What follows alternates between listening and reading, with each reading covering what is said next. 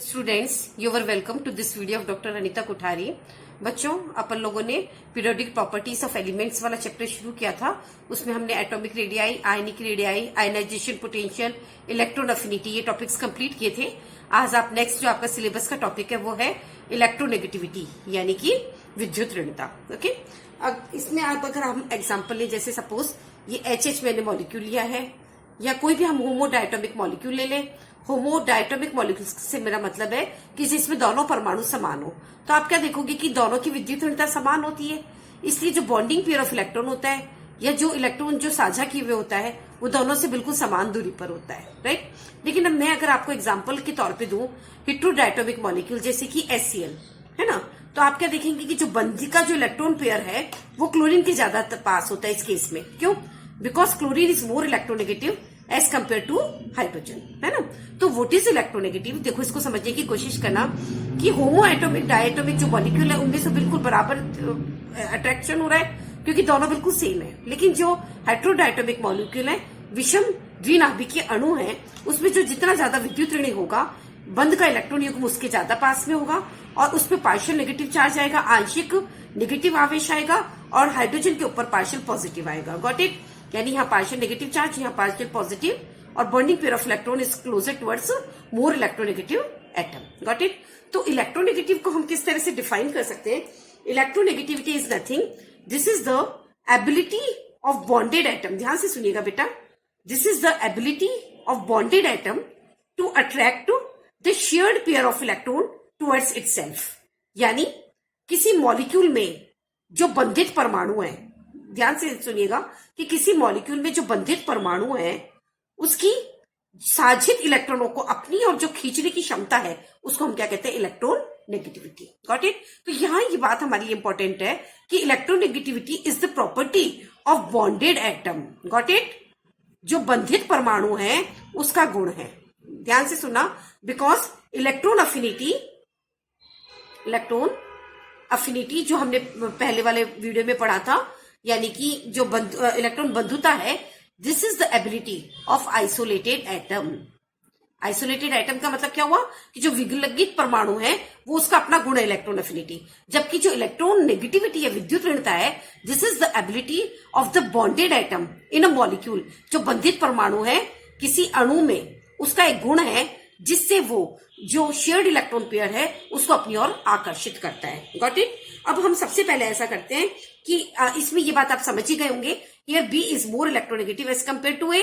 B की जो विद्युत ऋणता है वो ए से ज्यादा होती है। Got it? अब हम इसमें सब नेक्स्ट ले लेते हैं method of determination of electronegativity, यानी विद्युत ऋणता ज्ञात करने के विधियां।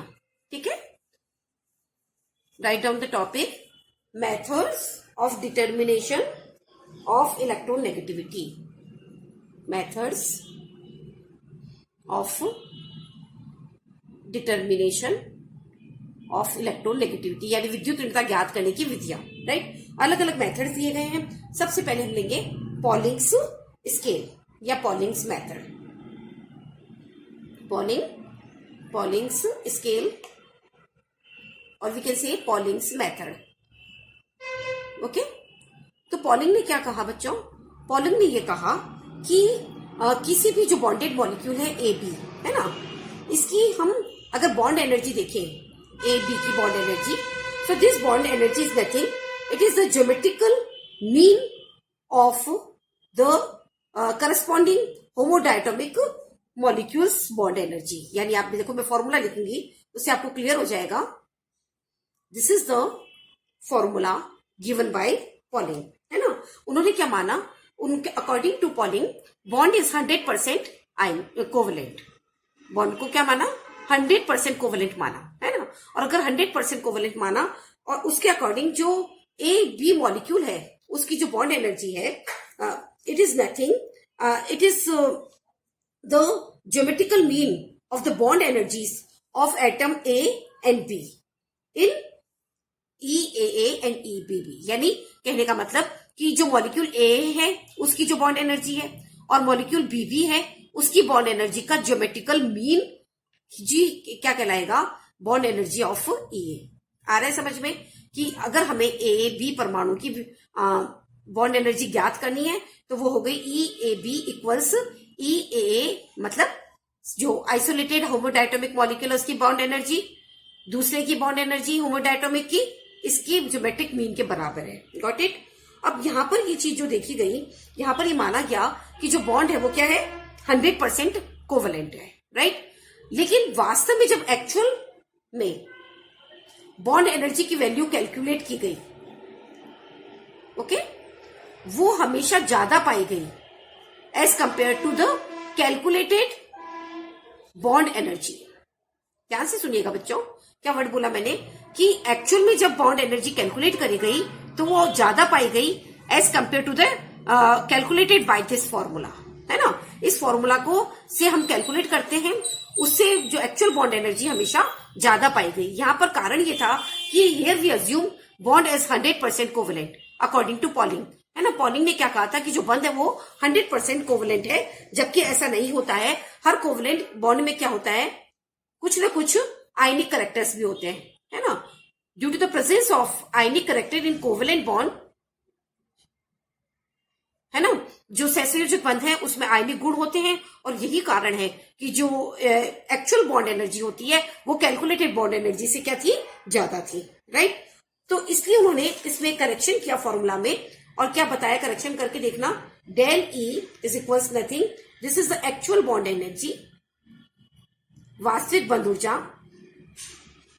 Minus the bond energy assuming 100% covalent bond.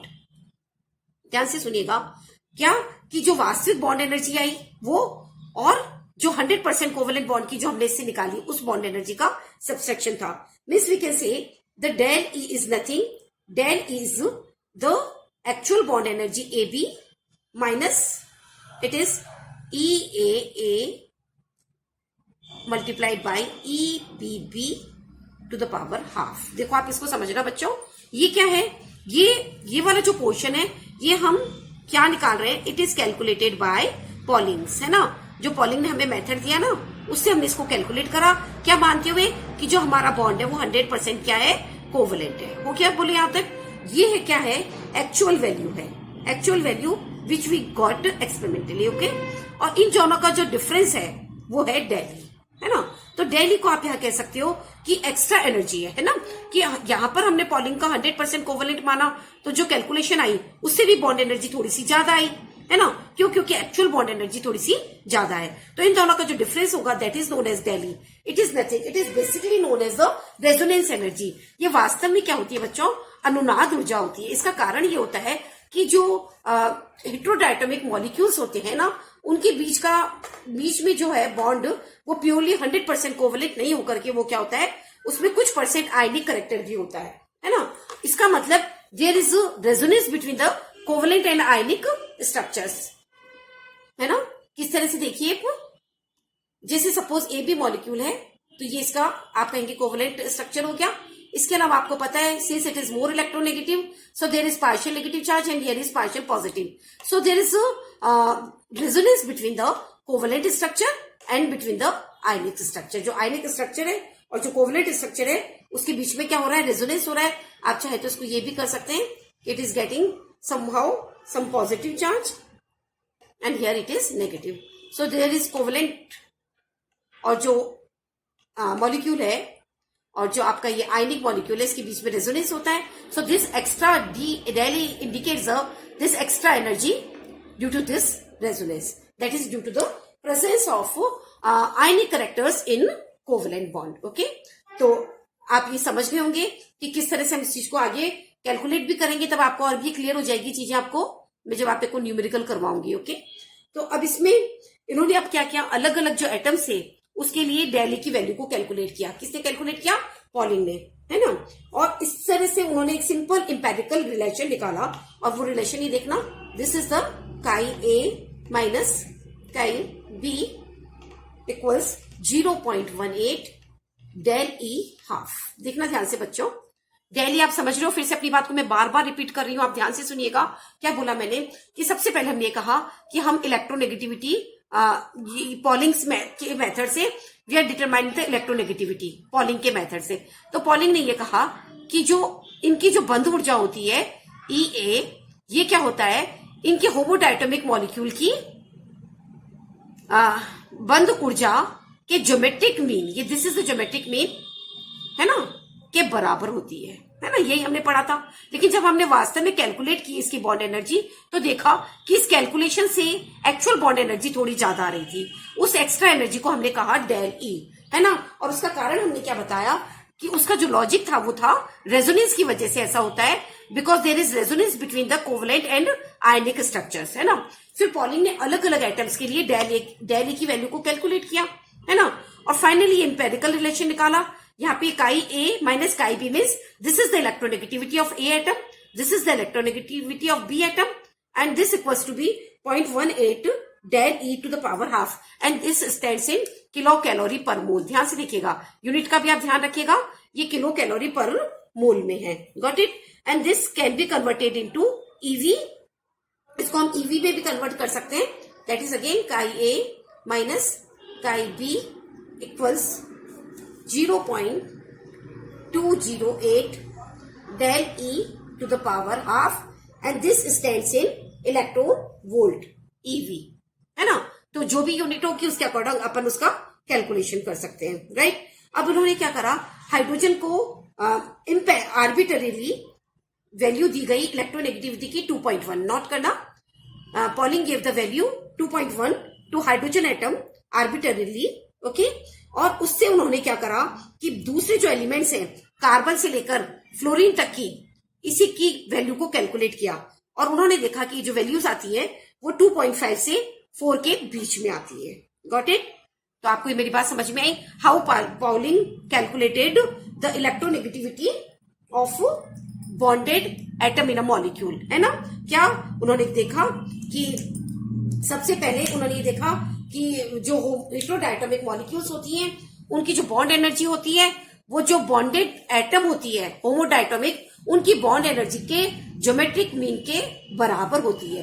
लेकिन वास्तव में ये देखा गया कि एक्चुअल जो बॉन्ड एनर्जी थी उसकी वैल्यू क्या थी, ज्यादा थी। इसका मतलब कोवलेंट बॉन्ड में आयनिक बॉन्ड का करेक्टर भी पाया जाता है। क्यों? क्योंकि पॉलिंग ने जो बॉन्ड है वो 100% कोवलेंट माना था। Got it. जबकि हमने देखा कि एक्स्ट्रा एनर्जी आ रही है वो इसलिए आ रही है क्योंकि कोवलेंट बॉन्ड में आयनिक करेक्टर है और आयनिक और कोवलेंट में रेजोनेंस हो रहा है, और इसी एक्स्ट्रा एनर्जी की वजह से वो एक्स्ट्रा स्टेबिलिटी भी गेन करता है। Got it. तो इसमें आप एक न्यूमेरिकल करिए जिससे आपको अच्छे से समझ में आएगा। लिखिएगा ये प्रॉब्लम, इस प्रॉब्लम से आपको एकदम क्लियर हो जाएगा। Calculate the value of electronegativity. क्या करना है आपको? Calculate the value of electronegativity of carbon in CH bond. CH bond में कार्बन की विद्युत ऋणता ज्ञात करिए, है ना। और आपको जो दी हुई वैल्यू क्या है, energy of carbon hydrogen bond, okay, energy of hydrogen hydrogen bond and energy of carbon carbon bond, and it is 98.8, it is 104 and it is 83 kilo calorie per mole. Got it. आपको समझ रहे हो कि हमें किस method से ज्ञात करना है ये सब कुछ? By using the Pauling's method, okay. और पॉलिंग्स मेथड क्या बता रहा है बताइएगा। मैंने आपको बताया था कि this is nothing, this is the electronegativity difference of the bonded atom, यानी कार्बन और हाइड्रोजन बॉन्ड है तो ये ले लिया हमने, and this equals to formula is 0.18 into del E. और आपको पता है फॉर्मूला मैंने किसमें बताया था? किलो कैलोरी पर मोल में। Got it. अब हमें क्या निकालना है? सबसे पहले हम निकालेंगे इसके अंदर calculated value, that is ECH, है ना, that is a calculated value, calculated, है ना, according to the Pauling's formula is nothing, it is the root EHH into ECC bond, है ना, that means this equals to B root 104। देखिए आप HH की value 104 है इंटू CC की value है 83, this is the value of CC, है ना, and this gives you, when you solve it you will be getting the value 92.91 kilo calorie per mole. Got it. तो ये आपने क्या निकाली, देखिए this is the value calculated according to the Pauling formula, right. Now we have to calculate the extra energy, right. तो extra energy का formula आपको पता है, del E, that is the extra energy, is what is actual bond energy, है ना, ये बताया था ना मैंने। This is the actual bond energy, okay, actual bond energy, okay, of CH bond minus energy for 100% covalent bond, है ना, जो हमने ये कैलकुलेट करी on the basis of 100% covalent bond मानते हुए कैलकुलेट करिए। एक्चुअल बॉन्ड एनर्जी आप देखिएगा, this is the 98.8, okay. So del is nothing, it is 98.80 minus 92.10, that is 5.89 kilo calorie per mole. Got it. तो अब आपको क्या चीज मिल चुकी है, दिस एक्स्ट्रा एनर्जी आपको मिल गई है ना। अब इस एक्स्ट्रा एनर्जी को हम इस फॉर्मूला में पुट अप कर लेंगे। ये वाला जो हमारा फॉर्मूला है, that is here this is chi C minus chi H equals 0.18, okay, into 5.89 to the power half. Okay बच्चों, आप इसे कैलकुलेट कर लीजिए and when you solve it you will be getting the value is 4.44, है ना। तो 0.44 क्या है आपका, this is the difference in electronegativity of carbon and hydrogen, okay. तो आपको पता है कि हमें मालूम है कि polling assume the value of electronegativity of hydrogen is 2.1, है ना।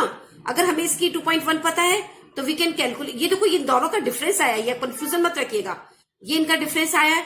हाइड्रोजन का हमें पता है, तो जब हाइड्रोजन को हम इधर ले आएंगे तो we will be getting the value of electronegativity of carbon, that is this one, and that is add करिएगा बच्चों, कितना हो गया, 2.54 is the electronegativity of carbon.